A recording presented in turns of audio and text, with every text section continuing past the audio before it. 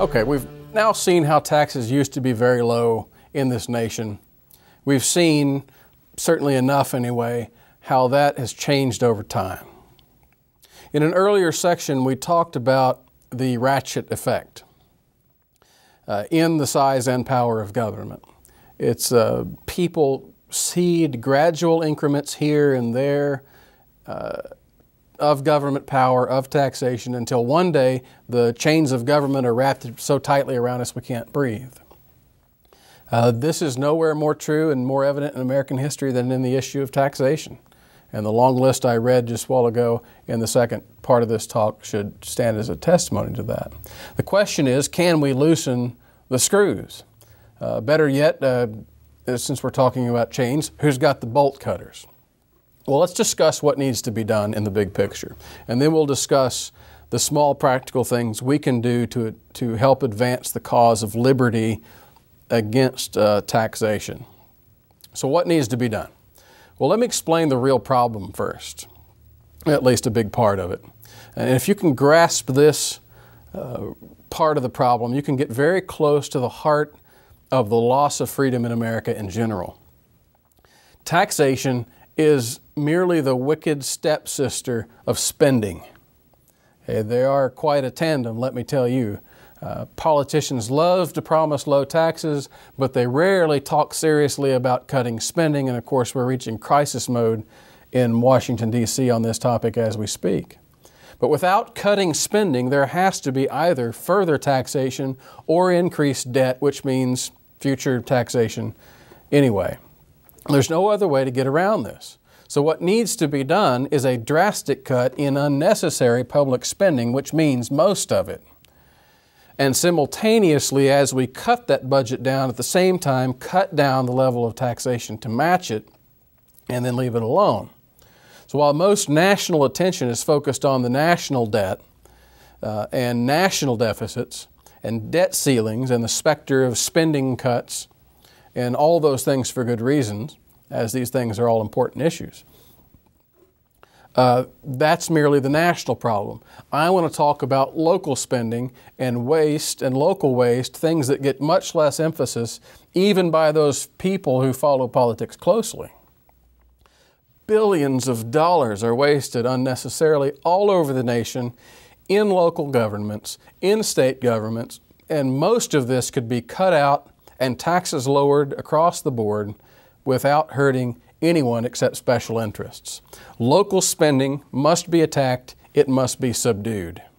And if we can't organize to stop the waste locally in our counties and in our towns, if we can't impose some fiscal discipline and even sacrifice locally, you can absolutely forget it happening at the state level, and you can definitely forget it happening at the national levels where the booty is so much greater by a factor of 1,000, and the entrenched forces trying to get at that loot is even greater as well. Indeed, local graft often provides the training ground for those people who rise to positions of state and federal power later, and so we've got to rein in things locally or there's no hope for this nation at all. Now, here's an example of what I'm talking about. I just checked my local county commission's minutes from the last biweekly meeting. It's a random check. It's online for free. Anyone can go do this. And I just checked it at random. There was nothing special about this meeting.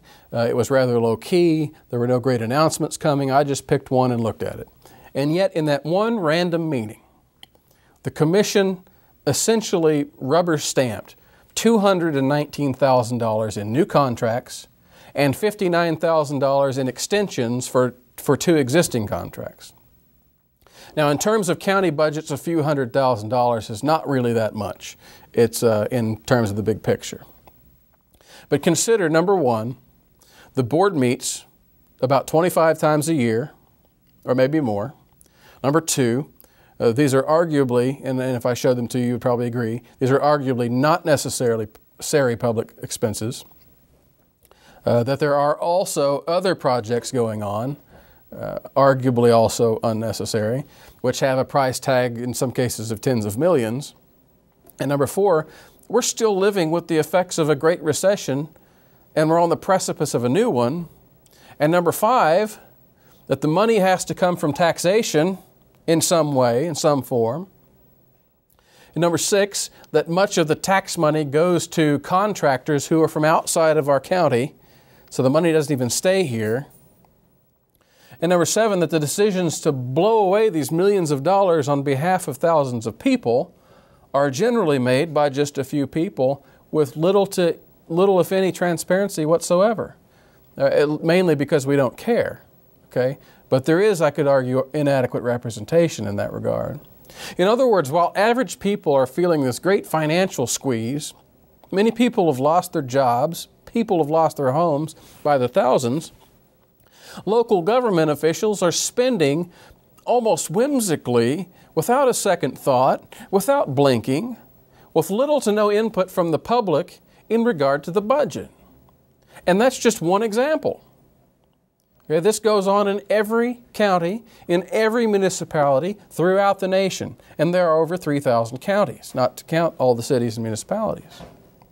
In many cases, money's borrowed upon the collateral of promises of future taxation to pay for these things. In other words, the government wants to spend more money than it currently has, and so it goes to the bank and says, loan us money. And the bank looks at the government's budget and it sees its income already maxed out, its income stream of tax revenue already maxed out, and that it has no surplus cash on hand. And it replies, as any sane bank should, which is not to say that all banks are sane, but it replies, how are you going to pay us back the loan? And of course, this is hypothetical, again, because the bank knows exactly how the government's going to pay back the loan. And the government replies, we'll raise a new tax. And the bank looks at the legal situation. It sees the government has the authority to tax. It has the force to collect the tax, which is to say it has the guns to collect the taxes. So it looks like a pretty safe investment for the bank. And the bank, of course, stands to draw interest in the bond that it sells, or that it buys, by the way. And so the bank is going to collect part of that tax money either, and the bank is probably somewhere else besides your county also. And I'll talk about that relationship more when we cover the topic of banking. So in other words, the government borrows money it doesn't have it borrows it against the promise of future taxation.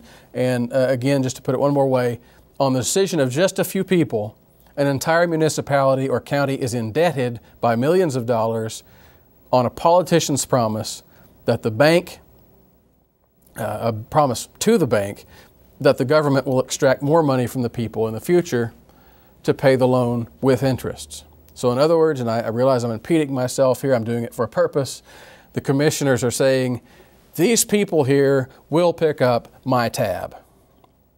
And that's implicitly saying that the people work for the government and the banks, and not the government for the people. The people are essentially slaves of their government and their bond issuing authorities. And the only thing standing in the way of a maneuver like this on the part of your local government, in some cases anyway, is a vote from the people. Normally, people are opposed to increased debts and higher taxes, and so such a deal would never fly. But the government and the interested parties, which are often school boards, teachers' unions, sometimes labor unions, they've got plenty of tricks up their sleeves to get their funds. And here's how it works. First thing they do is try secrecy and quietness to keep voter turnout very low. They only publish the proposal to the minimum extent required by the law, which sometimes means publishing it in the minutes in an obscure place online. And then they hold the vote in a special election, with most average people busy with their lives, disinterested, complacent. Very few people even hear about the vote, about the issue. Fewer people even understand the issue when they do hear about it, and even fewer of them care enough to break their daily routines and go to a special election. And voter turnout can lead to terribly deceptive conclusions, especially when you see these things in the press. To illustrate, in my little county, semi-rural county, on the verge of becoming a suburban county, the school board over the past several years has decided to indebt the public to the tune of a collective $146 million which was to be paid over the past decade or so. And by the way, $146 million is tyrannical sounding. It's mild compared to many other places. Tax revenues have not covered what was projected by the school board. Big surprise. So a vote was required to extend the tax, which is called a SPLOST tax, a special local option sales tax, increase for a few more years.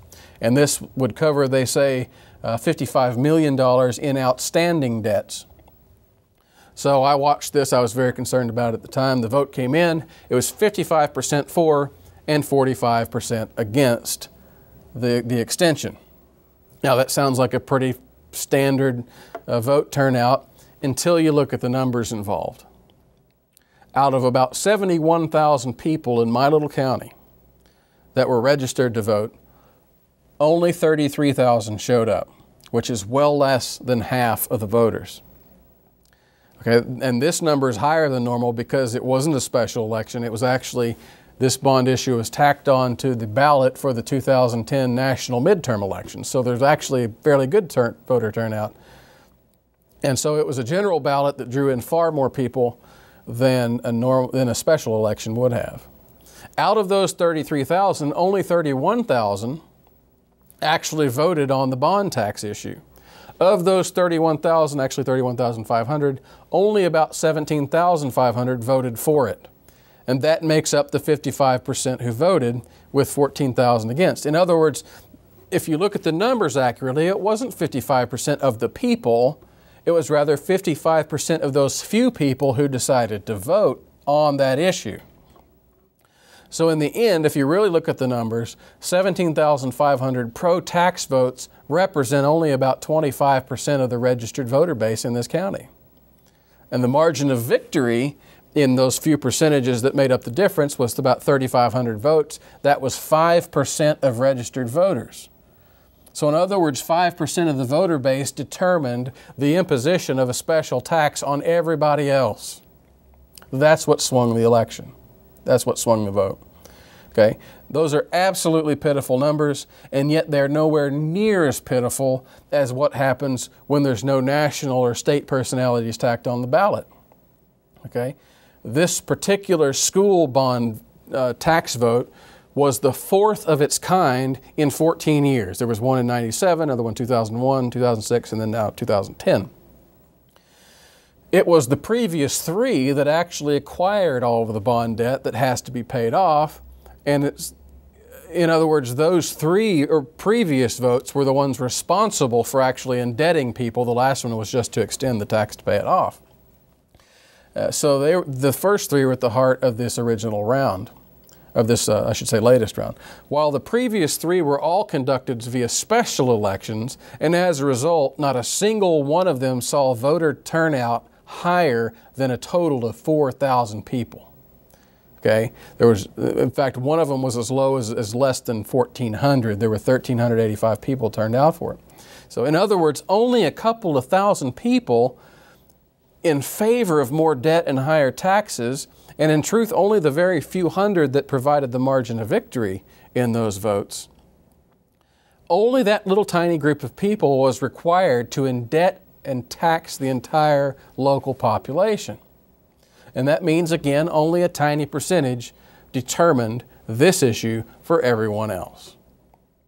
And now, of course, there's no escape from it.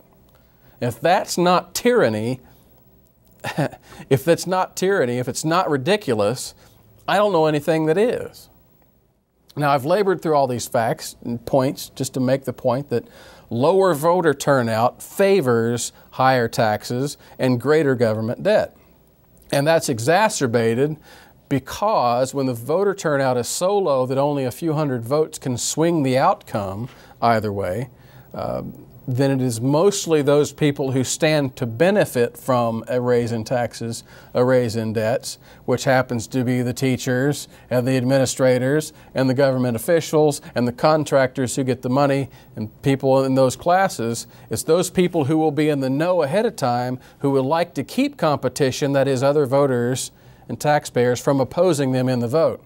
And so the very people who call for the issuance of the bond and who also control the public relations in regard to it, by the way, are the very ones who wish to keep voter turnout to a minimum so that their little in-group majority can swing the vote. Okay? That's one trick. It's only the first trick. Another more commonly known trick is also more commonly fallen for, and I wish I could educate. If I could change everybody on this one topic, I would love to do it. It's the emotional appeal.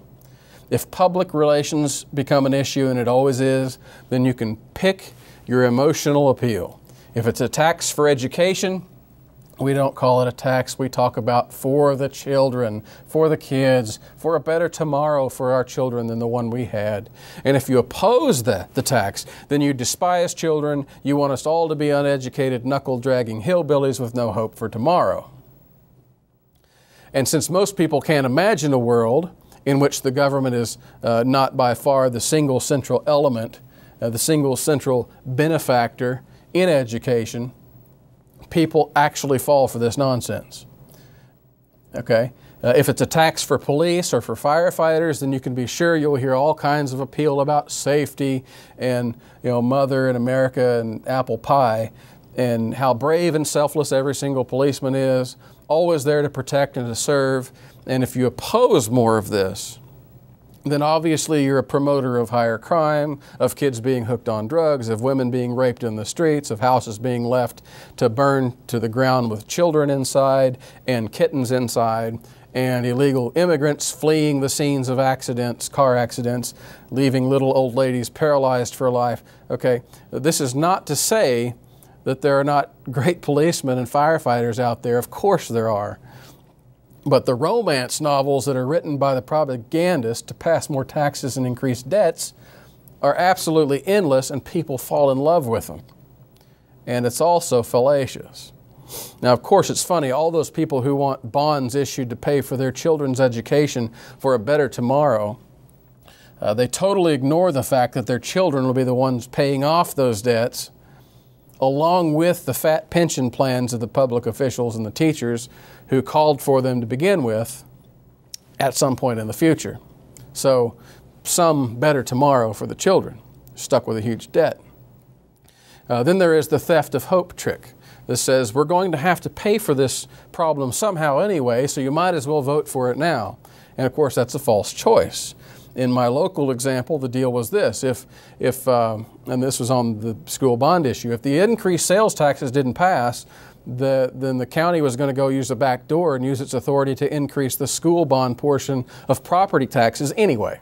And so that was thrown out there to the public. And since most people think a 1% sales tax is less ominous than 3.6% higher property taxes, they'll absolutely jump on the deal. And what remains unspoken is if there wouldn't have been any tax increase needed at all if the money hadn't been borrowed and spent and wasted to begin with when it wasn't even necessary to begin with. Okay, another trick deals with PR and public ignorance. Perhaps the voters will turn out. And so the big spenders and the people who stand to benefit from a vote like that have to make their expenditure look like a good thing on the ballot. Again, there's more of this public relations involved. So the very way in which the bond issue is represented on the ballot becomes of great interest to them.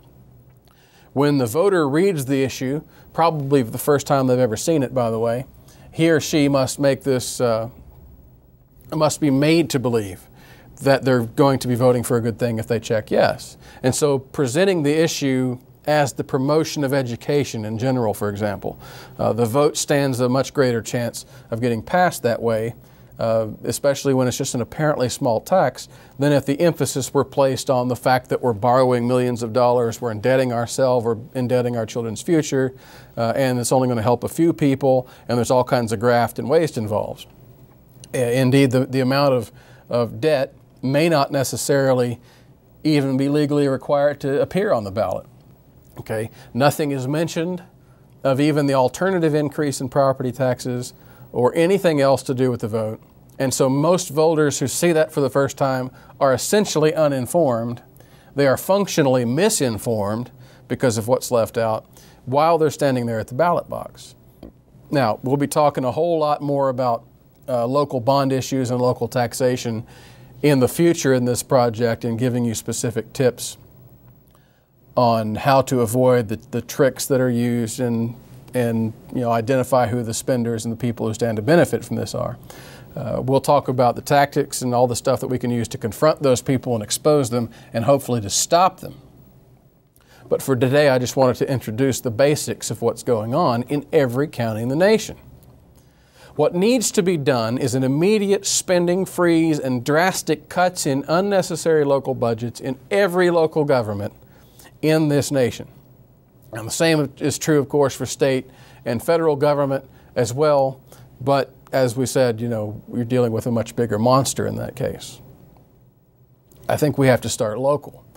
So this also means that all local public borrowing, all bond issues, should stop immediately as well. For the most insidious form of spending is exactly what we've just described.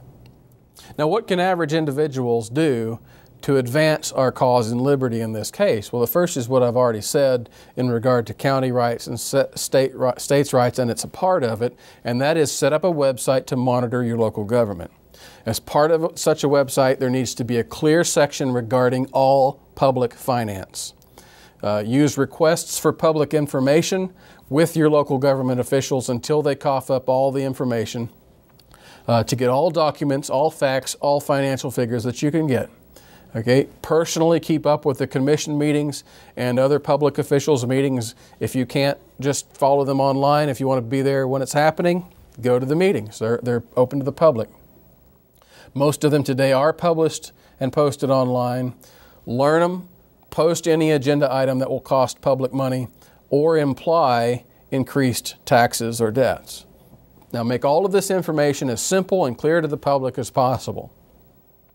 Extract it out of the documents. Don't just post the documents for them to see, but write a review article, an article that condenses the information you get, all the detailed reports, everything. Just publish the clear and pertinent info for everyone to see. Make it transparent. Second, all public bonds on all occasions must be considered anathema, period. No more public debt. No more taxation on the backs of our futures and of our children. Okay? It would be good to oppose these things systematically at the polls. If you don't go vote for anything else, go to vote against bond issues. And inform your local representatives to do that as well. If people think some things are so important to fund, then let them go organize a 501c3 and raise the money to do it privately. If it's important and beneficial to society, someone will donate for it. If it's worth doing, the money will not be hard to come by. Forcing everyone to pay for services that only some use, especially paying for it into the future generations, is absolute tyranny, and we've got to view it as that. Third, if you profit from public contracts, especially based on bond issuances, then you should stop. Especially if you're a Christian. If you've greatly enriched your business and yourself on such things, then you should consider yourself in the position of Zacchaeus, and you should say, if I have defrauded anyone, I'll pay it all back fourfold. And you should pay restitution. Except, since it would be difficult to go back and pay every taxpayer their fair share, I would simply recommend giving an equitable amount of money to a reputable public charity. Fourth, start a local group. If one does not already exist, many of them do. Find one if they do, that is dedicated to spreading this type of information locally and increase voter turnout. Give flyers and cards and things of that nature and information to local businesses, to your Chamber of Commerce, to radio stations, and et cetera. In fact, if you have a 501c3, you can get public address announcements on the radio. If you have a small nonprofit foundation, that's very easy to do.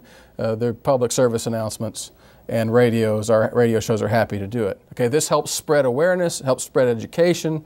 Hopefully it would increase voter turnout of educated voters. You can even use all of these outlets to inform the public of all the details that they would not get from the bond issuing authorities themselves, who are self-interested, or the ballot itself, or practically anywhere else. And you can also promote the website that way, by the way. So if you have some wealth and are looking for a way to serve the public in these regards, setting up a foundation like this would be a great idea. Of course, you can also donate to American Vision and our County Rights Project. We would greatly appreciate your help in furthering our efforts in this cause. Fifth, there are other avenues we can pursue. Investigate into your local public salaries and pension plans. These might very well be extremely high, and they are in many places. They may be luxurious by average standards. Check it out. If you find your public officials are overpaid and overpensioned, that it's objectionable, let the presses roll, people. Get the information out, post it clearly online, and for the really adventurous person, you could rent a public billboard, a portable sign somewhere, and of course you need to check the legal places to post things like that.